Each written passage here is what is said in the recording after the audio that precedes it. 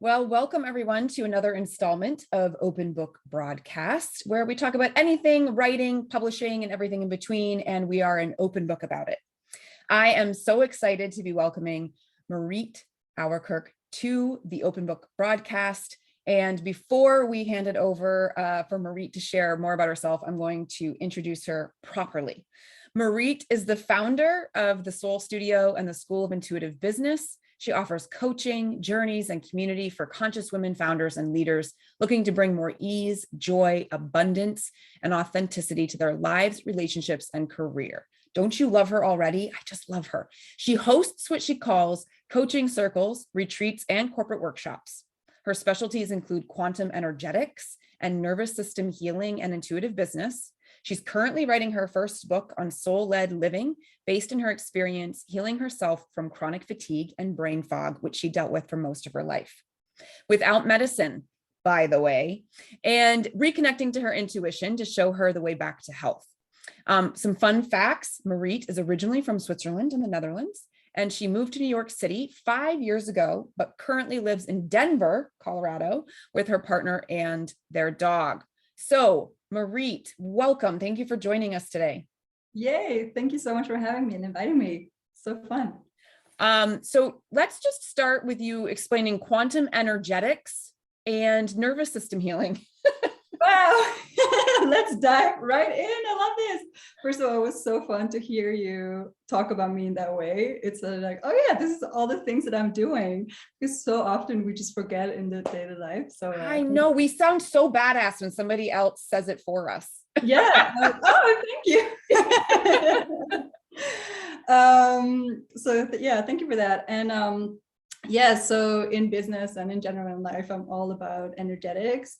And you just quickly mentioned it too.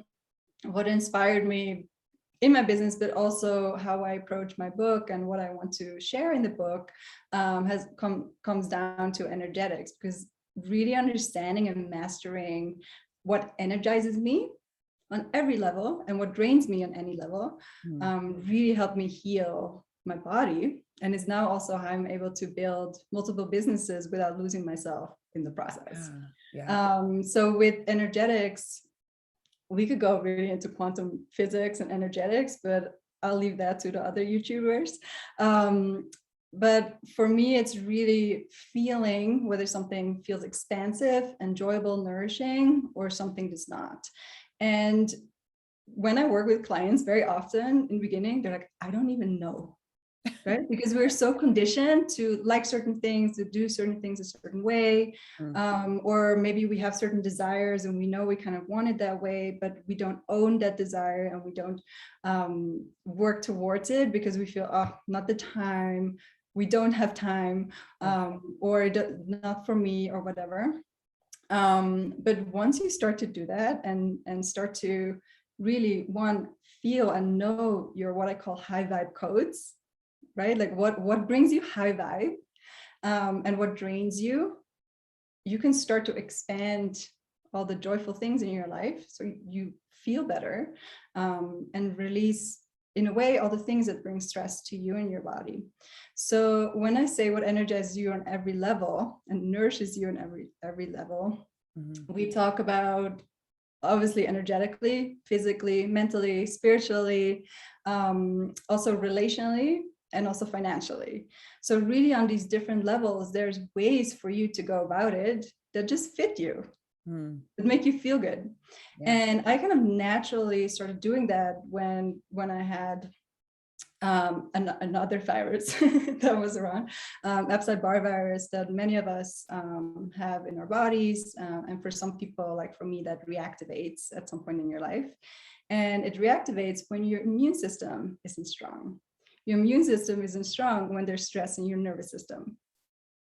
So for me, I put that all together later because don't we always? Hindsight, yeah, a beautiful thing. Yeah, this is really from experience. It was like, oh yeah, this worked, and I was like, what actually did I do? How did I heal myself from this thing that there's no medicine? Yeah. That you're just fatigued all the time. You have brain fog, and for me, just by in a way, just be like, I'm gonna just look at my life. What drains me?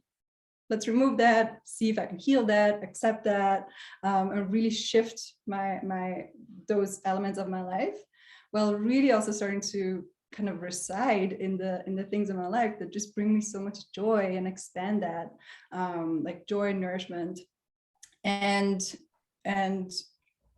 by doing that, I just brought such a calmness in my body, in my nervous system, that it could function optimally. So it healed my body. Yeah.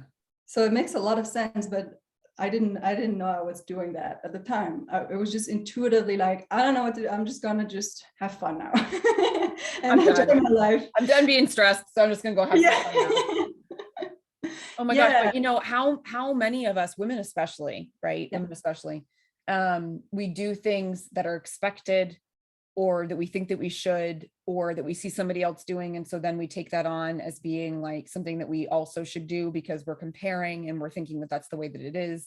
And we just pile it on. It's like I like to think of it as like we're wearing 5 layers of sweatpants and hoodies in the middle of July. Yeah. Right? Like unnecessarily wearing layers and layers and layers of heavy clothing. Yeah. And expecting we're not going to sweat. We're not going to be uncomfortable. You know, no makeup coming from her face. No perfect. Yeah.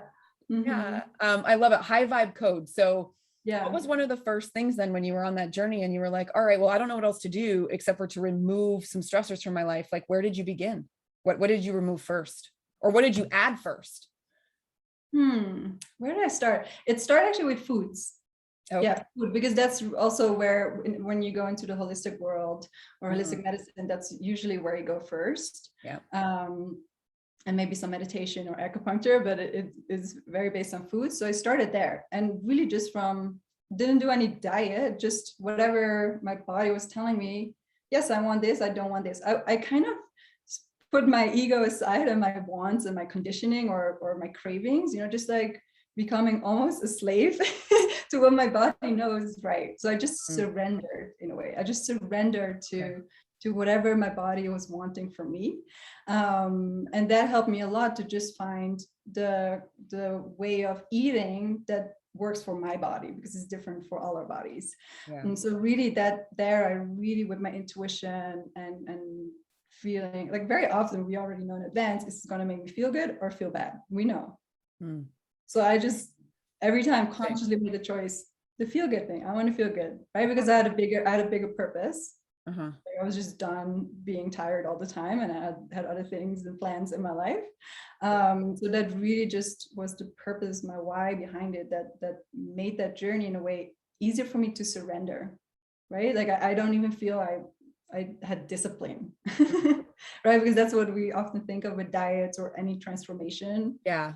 Pushing a discipline. For me, it was a surrender and just go with whatever was coming from within. Oh my gosh. What a great reframe, right? What a great reframe to think about. Like, it's surrendering, it's releasing, it's letting go of the things that we don't need or that don't serve or don't fuel, versus this idea when we diet or try to work out or whatever, that we're adding more things to do, more things to track, more shit to buy.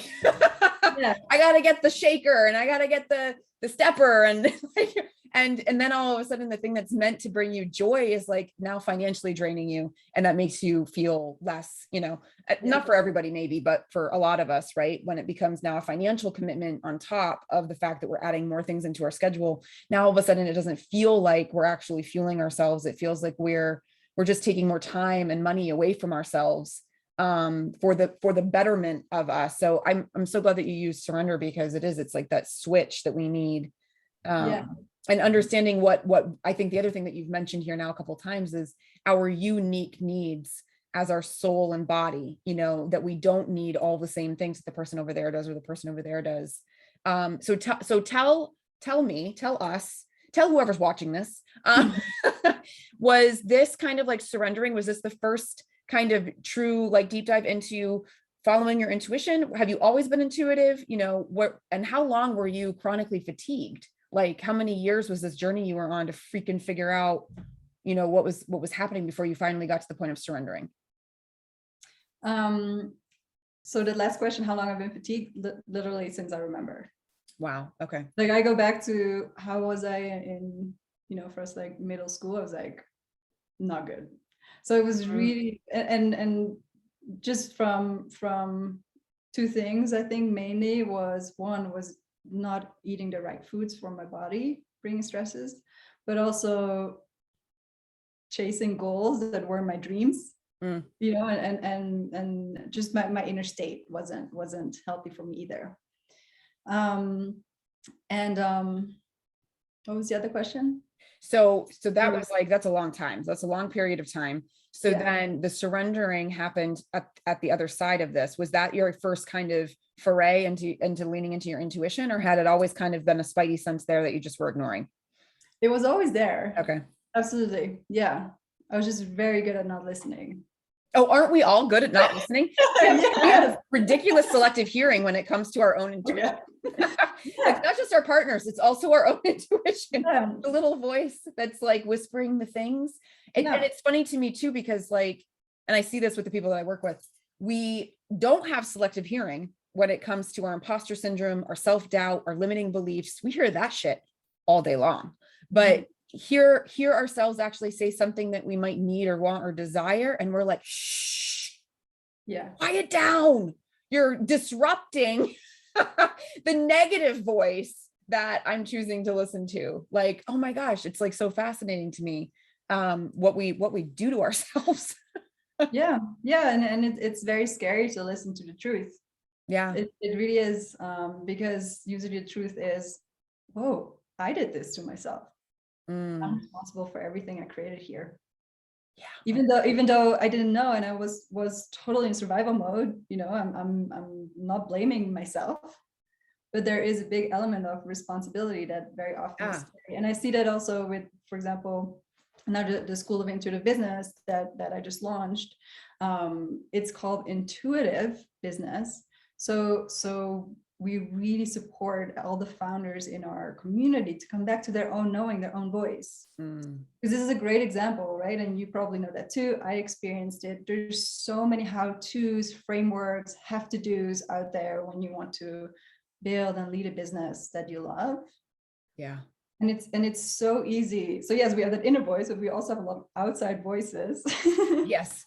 that really make us very insecure. And the funny thing is also in business and many kind of projects in life, we begin, even with my book, I started out just from inner energy, something within led me. My soul was leading me there. And suddenly I was like, actually, how should a chapter look like? Well, how do I actually write? What is a good writing ritual? And I went out there to look for the answers. Yep. Well, I was actually already in the flow. I was doing fine. And then I went out and I just totally got lost and forgot that I already knew. I already knew how I wanted to write, what I wanted to write, the structure of the book, like how much text, how much interactive or journaling prompts. Like I went back, I really, after a long detour, went back to my initial channeled idea. Right. And then we sometimes just have to go somewhere else. I picked up very important knowledge, but in the end, it's also like, no, I could have just listened to myself and just trusted and just had fun in a way. Right. And what often happens is that, and this happened to me in this project as well, is that I then started to kind of attach to a certain outcome, have certain expectations. And what's underneath that is insecurity.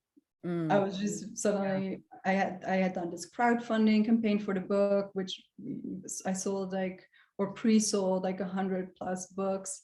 So suddenly there was that pressure, and I saw all these people like, oh, I need to write it for them. I felt that deadline just totally froze me in not being able to do anything. And my distraction, right, from not having to feel that discomfort was going out there. Okay, how do I do all that? Let's learn everything. Right. Yeah. And that's what also I see a lot of women in our community do is like, I want to learn this, I want to learn that. It's like, here, like, I'm not going to teach you anything until you specifically get there through your intuition, and then I'm going to tell you what you need. Right. So Oh I'm my not going to gosh. Yeah. stretch the things that I already see don't fit your personal energy or your personal high vibe codes or how you do things. Mm-hmm. So it's a very different way of teaching also, and for women in our community, it's like, oh wow, here the only thing I'm learning is to listen to my inner knowing and listen to whatever this inner soul, right, that is trying to live through us, where it is nudging me, and really learn, which is also different for all of us, how it speaks to you. Very different for all of us. Oh, for sure. It's really interesting, that whole idea of like, either going and getting more education on something, building more skills, getting more knowledge. It's like that is like just some other version of shiny object syndrome, right? Some people have it like, oh, I got to go get that new app. I have to have that new tool. I have to have the latest phone, whatever it is. But for some of us, it's that class looks like it's interesting, and it'll tell me exactly what I don't know yet, that I feel like I need to know in order to then claim the thing that I think is missing, which is why I'm not doing what I should just be doing, right? Which in a lot of instances, with people I work with, might be writing the book, or they're not prioritizing writing their book because it's not bringing in money right away, or it might not bring in money ever, or they want to write the book, they feel called to write the book, but it's not necessarily specifically directly related to their business. So now it's like, well, I can't really focus over there because it's not related to my business, and everything should be about my business. And it's like, at the end of the day, it all comes down to like how we kind of mash up our time, and who gets a piece of it. But it's also, what we really believe and think about ourselves. I think that it's like, well, does that book not matter? And does your story not count because it doesn't bring money right now, or because it's not related to your business? I mean, isn't there still something to honor there? Like, not just what you've been through, but like the fact that you want to write it, and it's okay for you to desire wanting to write it, and actually setting time aside to do that thing, but they'll be here doing this thing for that, or here, and then the biggest number one thing will be, well, I just don't have the time. I don't feel like I have the time to work on this project. Yeah, and time is funny. Time is like a vacuum, right? So if you don't prioritize your things, if you don't like really say, this is what I'm going to write. So I write in chunks. I don't have a daily writing ritual. If I put it in my calendar, this is what I'm doing, nothing else can come in between, and I'm doing it, it happens, right? So it's really also very prioritizing, and also knowing when you kind of indicated that it's like, is this actually just an excuse in a way, so I don't have to feel uncomfortable or deal with whatever or whatever is underneath that excuse that I'm using right now. So very often it's these thoughts like, who needs this book, or who am I to share this, or I don't know enough, or I can't, or I don't have time. Underneath it, and that's where we come to nervous system. So our nervous system is really good at whatever scares us. We just kind of find thoughts, right, that stop us. Yeah. And the nervous system gets scared from everything new. Everything new. So and it could be also, maybe it's your 10th book. I think, who said that? I think Maya Angelou. Yep. She had like written 11 books, and she's like, still feel they're going to find me out. Like super important. Right? So it's really our nerves, and we can consciously work with our bodies and our nervous system, so it feels safe to do what we actually truly desire to do. Yeah. And to go there, usually also then, that's why I don't really do mindset work, because when you go mindset work directly, it's very hard because you still have the feelings lingering, the little patterns, the traumas, could be small traumas, or big traumas that are conditioning us and show us, come up in our behavior and our thinking. So underneath it, it's all stored in your body, in your nervous system. So when you go there, all the other things are released too. Yeah. Usually not just in one area of life. Every area of life, you'll see shifts right away. Right. So tell us then, so the first book, you kind of went off, got distracted, tried to see how you were supposed to do it, even though you had originally been doing it fine. And then you had a crowdfunding. And so did that book ever see the light of day, or did that just like all of that kind of anxiety pressure just stop you right in your tracks on that one? So I'm doing that book again. Okay, so the book that you're working on now, the book you're working on now is basically you returning to it after a period of time. Yeah. Okay. Okay. Now, what are you doing differently this time? So how is it going this time? I'm doing it my way. Good. One step at a time, one word at a time, one page at a time, one topic at a time. I read when my mind goes to, oh, but when it's done, what do I do then? Or how do what am I going to publish? Should I do an Amazon course? Like these thoughts still come in my mind all the time, right? I just am very aware of them because I know it's not where I have to think, what I have to think about right now. Yeah. My job, my assignment right now is to just be in the now and enjoy writing and put it out on paper. Yep. And when it's done, why not just see then what I'm going to do then? I don't need to see the whole highway anymore. What I first had, because it gave me a sense of control. But now I surrendered here too. And I'm just like, I know this is what I'm meant to be doing right now because it feels really good. Right? When it feels good, it means you're onto something. So just reside and bathe in that and enjoy the now and don't worry about wherever you're going to go next. And then usually magic arises at some point. Yeah. Oh my gosh. So everyone listening, just focus on the now is what Marie's telling you. And God bless her for saying it, because that's exactly what I would be telling all of you who are worried about the 15 steps down from now when you don't have a manuscript. I love to tell this story. Somebody got on a call with me and they wanted me to help them with like writing the back cover blurb, and they wanted help with understanding how to market it. And I said, well, what's it about? They couldn't tell me. And I said, well, is it written yet? No. And I was like, then why are we having this conversation?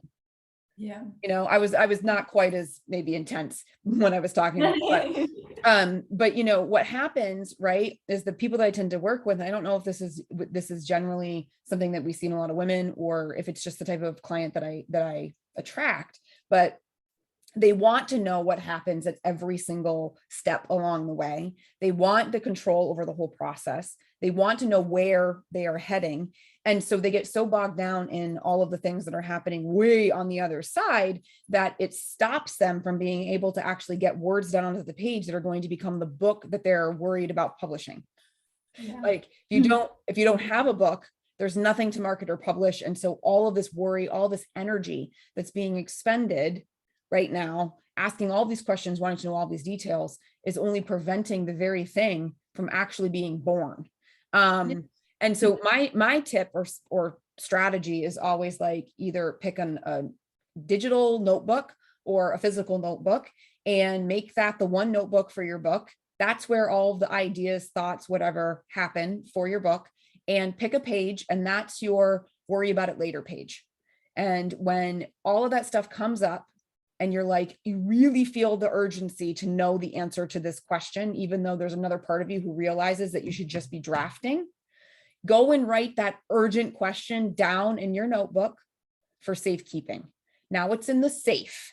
It can't come out of the safe because you've put it in there for safekeeping to go back to later when it's time. Get it out of your head, get it out of your system, acknowledge it, let it know that you're thanking it for showing up and asking the question so that you can think about it when the time comes, and then return back to like where you need to be, which is really drafting the book. Okay, so tell us how you were incorporating your intuition into the book writing process right now as you're working on this book. Yeah.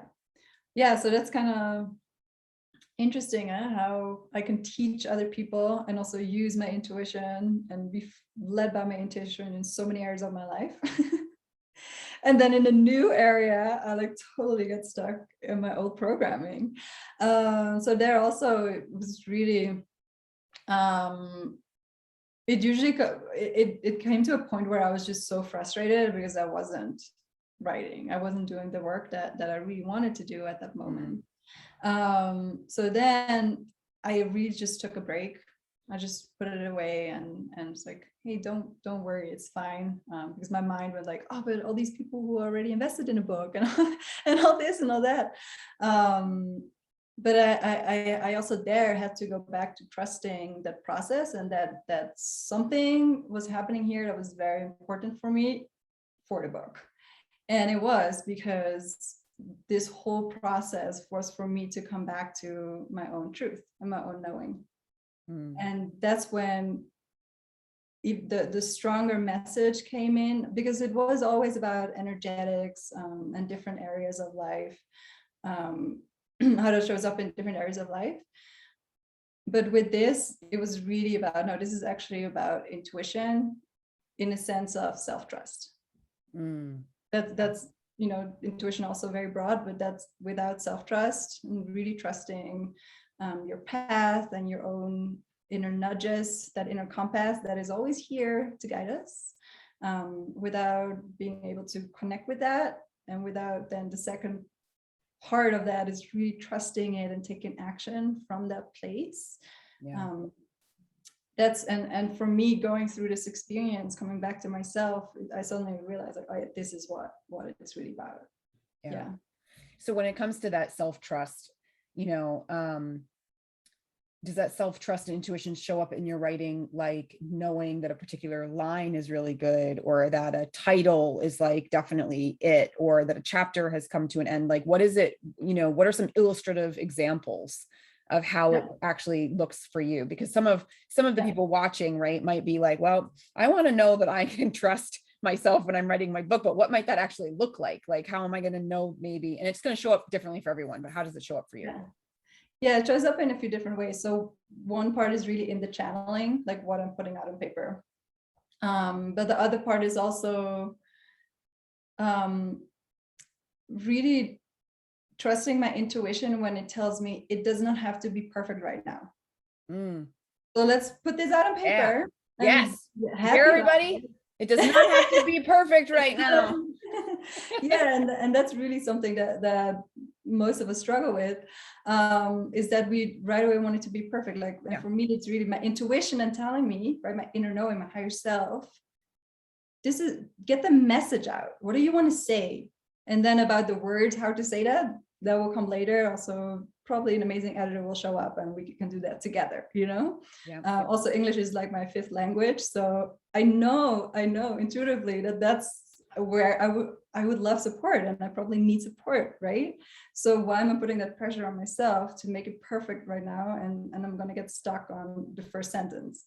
So it's kind of my intuition wants channeling whatever message wants to come through, right? Because we have so much knowledge and wisdom within, and by really clearing the channel to our intuition, right, it can really come from our mind. When you're in intuition, suddenly you're way smarter, you know, way more, and all the connections are there. Right. So really connecting that's where I use intuition, and intuition kind of is my guide, my coach. So whenever, and how I know I need my own guidance, my inner guidance, is when I feel uncomfortable, when I feel stuck or frustrated or not good. So I realize my vibe, my energies are dropping for this project. Then I know, oh, something to look at. And we always can, and I have help, right? I have my coaches, my book coach, other coaches that create the space for me and ask those questions for me to hear my own knowledge. Like it's very hard sometimes to do that by yourself. But in the end, it's always me for me, and you for you, and everyone for everyone else, who is your own best coach and your own best guide to where you want to go, because only you can truly feel how something feels, and if it feels good or not good.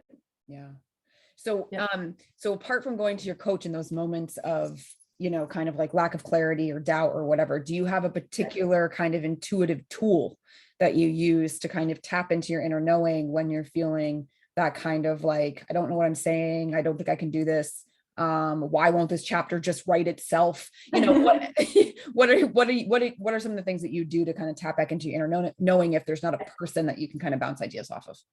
Yeah. So first of all, we can't connect to our intuition if we're in a mode of stress. So if we feel like all over the place, it's really hard to connect to our intuition. So I always try to kind of weave in pleasure and joy into my writing ritual, so that my body feels calm, so I can connect to whatever wants to come through me. And meditation always really helps. And I also love the tool of future journaling. So when I'm really stuck and I'm like, how am I going to get over it? I kind of journal like it's a year from now. And I talk about how I got over it.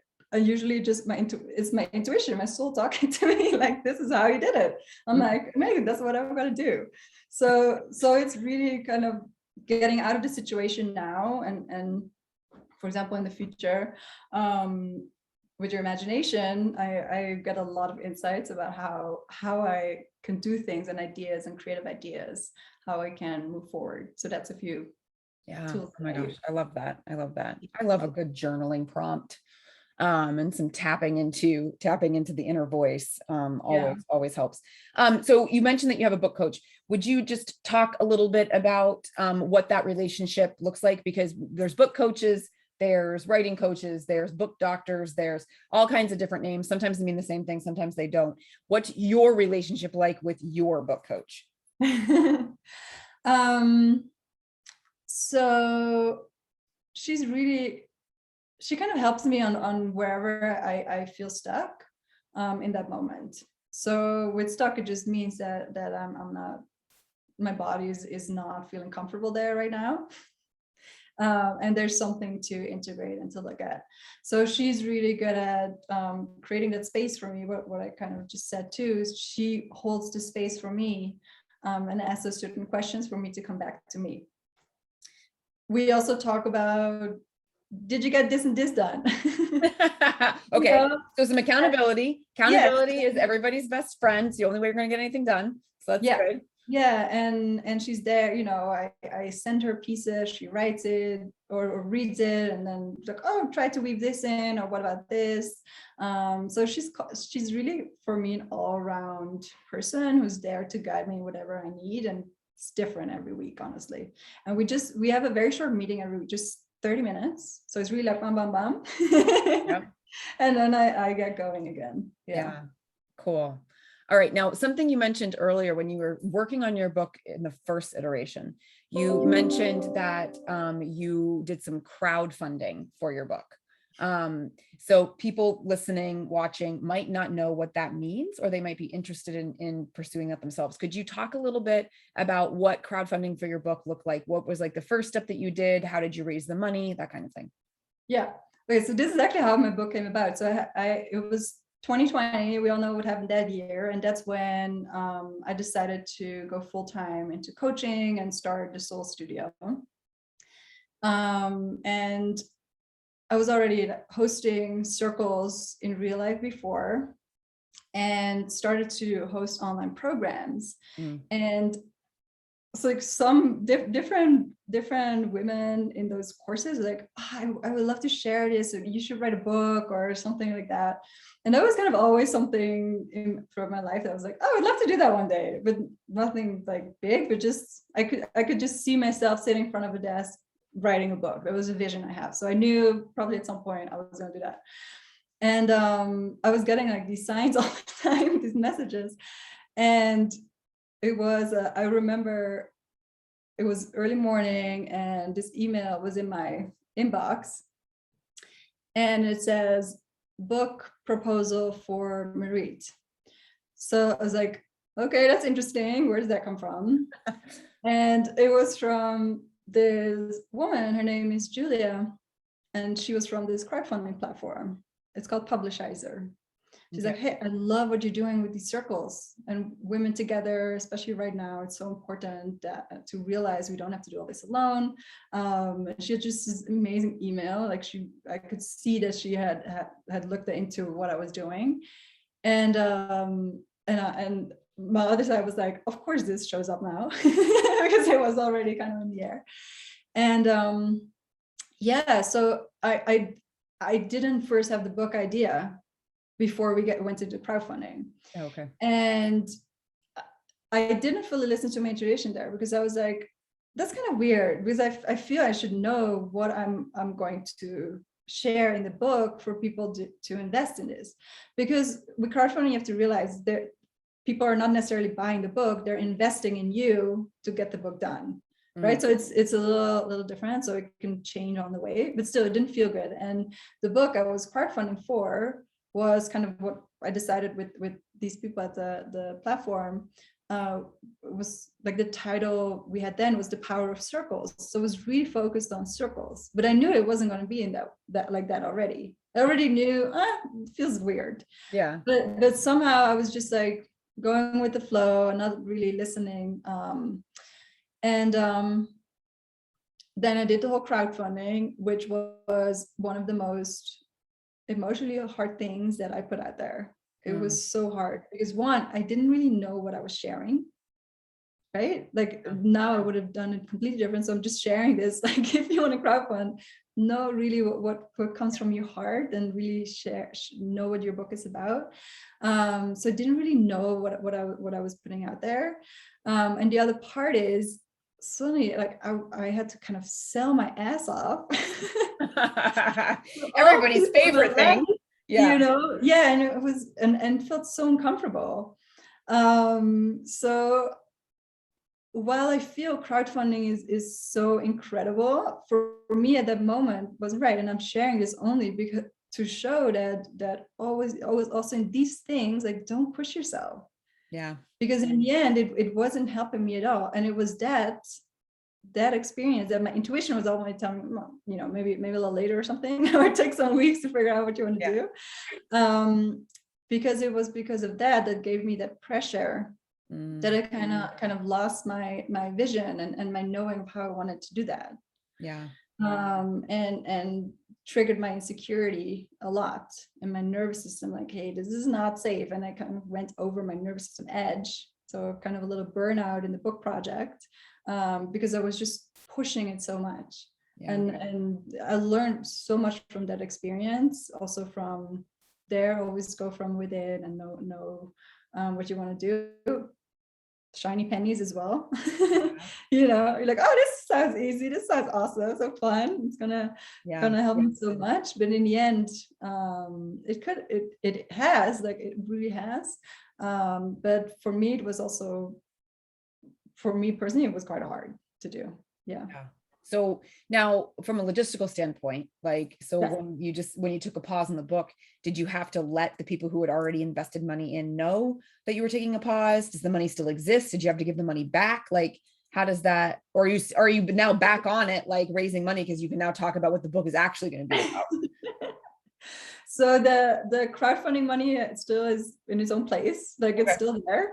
So it's there so for example, it's there to create the book, right? So my book coach comes from that. Then if I then have an editor, like more editor ready for the book, that comes from that. And then also the printing and whatever comes out. So that's kind of my fund so it's still the same. Yeah.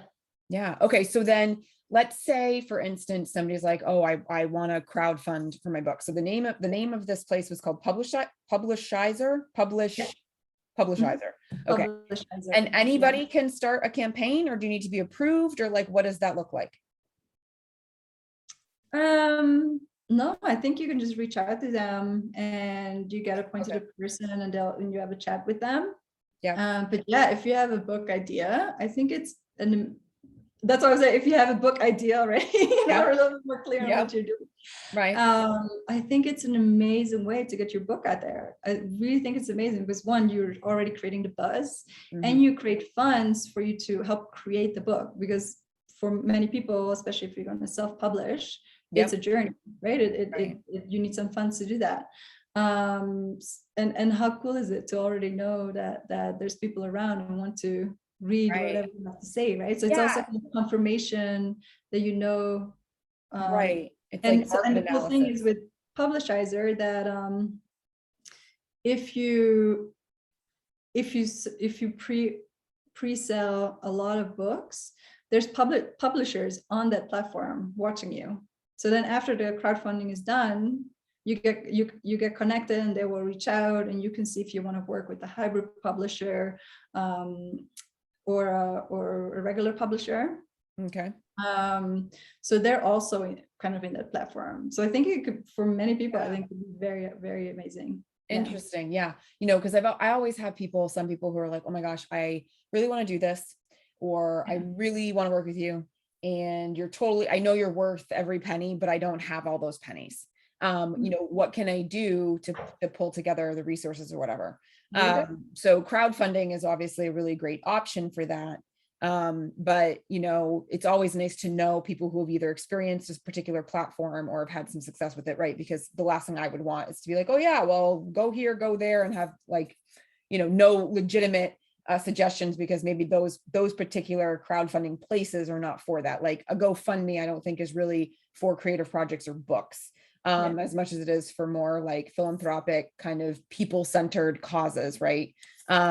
So, knowing about this platform is good to know. Now, when people pay, provide a donation or however that wording goes, do they automatically get a free book on the other side? Do you not have to promise that at all? Like, what is that? What's in it for them on the other end? Yeah. So I kind of created different packages.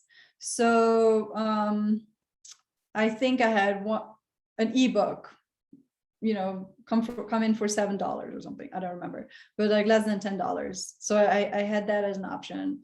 Then I had an option, fund one book. I think that was $27 or something. So it's a little more than a usual book, or how it will be eventually, because they're funding the creation of the book. So I always found it was very important to communicate that. And then you can have four book package, and then you can go all the way up to, I don't know, $1,000 package, where I offered, and I did that with one, I think it was around $1,000, and they get so many books, and they get a workshop at their company. Okay. Oh, great idea. So you can just have your own packages and get creative with that.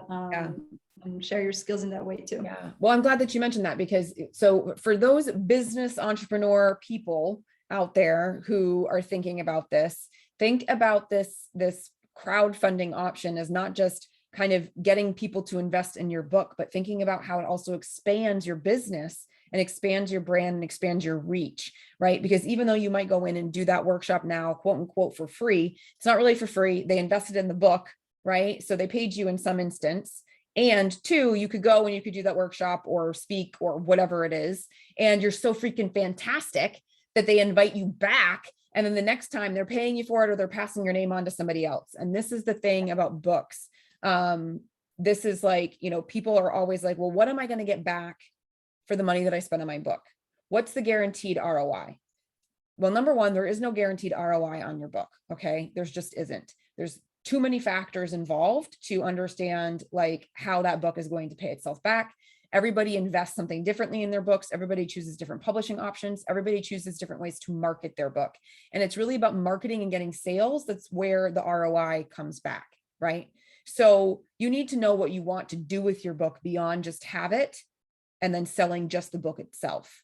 Is it a part of how you're going into a podcast and the thing that you're going to talk about? Is it a part of the workshops? Is it related to something that you can do that you can sell, right? You have to think bigger and broader than just having an individual, hard copy of a book. And you don't know how 5 years from now or 3 months from now or whatever it is, that ripple effect is going to pay back your investment.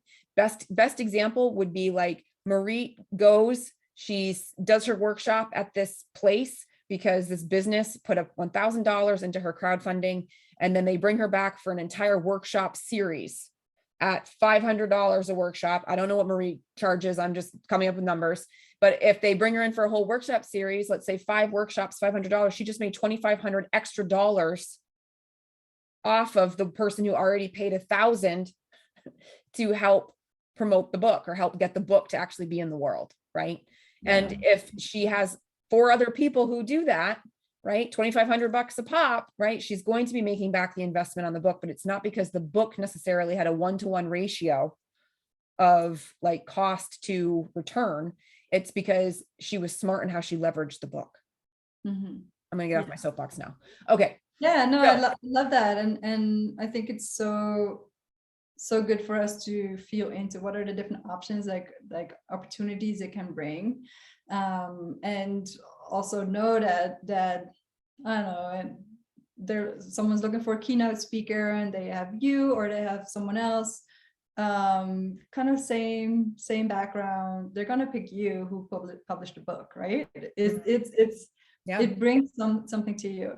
At the same time, I really want to say, and this is what I have a client who's writing a book, and for me too, do it for yourself, do it for that one person, do it, make that the goal, right? Make the goal for you just to have fun and enjoy it now.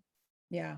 Because I guarantee you, when you have fun and you enjoy it now and try to go with the flow and trust that whatever needs to come out of this is exactly what you need. And it could be just for you to write the book and get it out. That might be why you're doing it, right? And maybe no one else needs to read it. Yeah. We don't know yet. But when you reside in that energy and just really enjoy what you're doing right now, you're going to get exactly what you need in a way that feels so easeful, while you also enjoyed the journey. Yeah. Oh my gosh. Absolutely. And really by coming back to yourself, your intuition, let that lead you, and always come back to your joy, and then it will arise. Yeah. Yes. Oh my gosh. Everything that she just said, everybody. It definitely something that I often remind my clients is like, right now, let's just focus on you writing it for you. Mm-hmm. Yes, there will be somebody out there who needs it. It could be one person, it could be 1,000, but let's focus on writing it for you and making that as joyful and easy and aligned as possible. And then figuring out like what we need to do to get it into the hands of the people who need it.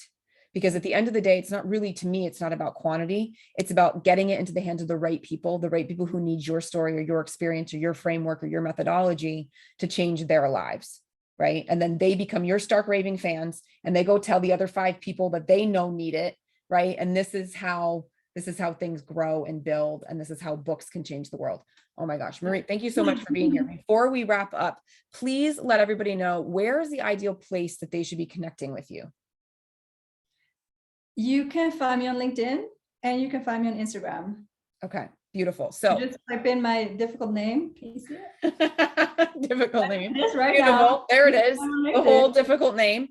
Yeah, I would love people to reach out. I want to hear about their book journeys and maybe what their number one takeaway was from this chat. It helps me also to see what is supporting others and what I can maybe share on again. Yeah, so I will be putting Marit's connection information into the description with the video, all right, or tagging her with the video so that you can easily click and go and check her out. Marit, when should we expect to see this book?